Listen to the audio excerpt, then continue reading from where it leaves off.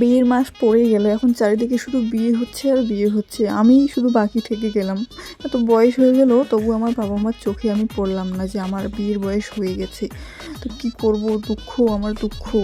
তো হ্যাঁ, একটা কাজ করি, একটু কাজ বাজ করি, তাহলে হয়তো যদি আমাকে বিয়ে দিয়ে দেয় এবার।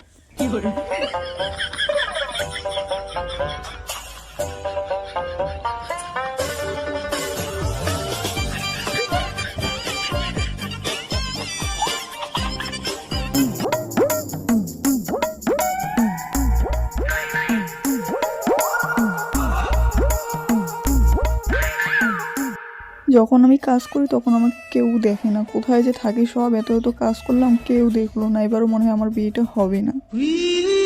এই তো আমার বিয়ে নিয়ে মনে হয় পাশে বাবা মা কিছু কথা বলছে। শোনো, টুম্পার মা, পাশের বাড়ির একজন এসে আমাকে বলছিল মেয়ের বিয়ে দেওয়ার কথা, মেরে ভাগিয়ে দিয়েছি।